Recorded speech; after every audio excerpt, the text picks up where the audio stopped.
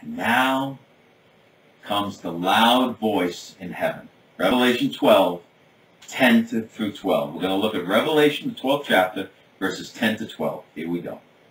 And I heard a loud voice in heaven saying, now is come salvation and strength and the kingdom of our God and the power of his Christ.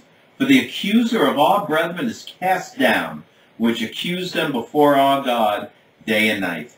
And they overcame him by the blood of the Lamb, and by the word of their testimony, and they loved not their lives unto the death. Therefore rejoice, ye heavens, and ye that dwell in them. Woe to the inhabitants of the earth and of the sea, for the devil is come down unto you, having great wrath, because he knoweth that he hath but a short time. This is the song of victory sung in heaven, and it will be sung by those who will have been caught up to heaven out of the great tribulation, Revelation 7, Revelation 14, and Revelation 15. For they speak of our brethren. Now, I'm not pointing to myself. I'm just saying our brethren. Now is come is the shout of triumph, which celebrates by anticipation the results of Satan's being cast out of heaven. This is the first step arising out of heaven's declaration of war.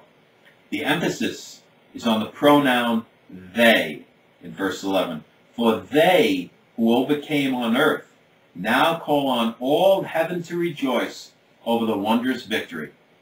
When the first fruits of this heavenly victory are fully reaped on earth, then there will be others to call for the new songs, which are already written down for the singers in Psalm 93, Psalm 98, and Psalm 149. Those come to mind. This call to rejoice finds its echo in the final song of triumph in Revelation 19. But all is traced up to and grounded on the infinite merits of the blood of the Lamb and the wondrous efficacy of his atonement. Now, again, we see that the body of Christ cannot be here or in these passages, for no one can accuse or lay a charge against the body of Christ before God. Now, didn't you members of the body of Christ realize that? Who shall lay anything to the charge of God's elect? It is God that justifieth. Romans 8:33. When Satan is cast down, he hath but a short time, which is definitely stated to be 3.5 years, during which he is wroth with the woman and makes war with the remnant of her seed. Revelation 12:14-17. Now this woe is the last of a series of 3, Revelation 8:13, and must therefore be subsequent to the first 2, which at this stage will have passed, Revelation 11:14. The third is proclaimed in Revelation 12:12 and consists of the casting out of Satan. This conclusively shows that the vision of Revelation 12, the actual casting out, cannot take place till the middle of the last of the 70 weeks, Daniel 9:27.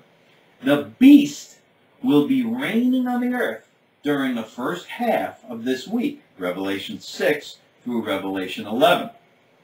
But in his human and mortal form and acting peaceably toward Israel. Now, he's going to be doing all sorts of wackiness, but he'll be acting peaceably, as we are told in Daniel 11:21.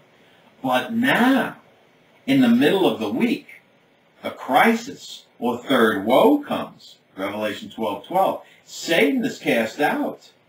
The beast, having received his deadly wound, reappears in his superhuman form and makes war with the saints, Revelation 13:7. But this brings us to the next, the fourth vision, which is on earth.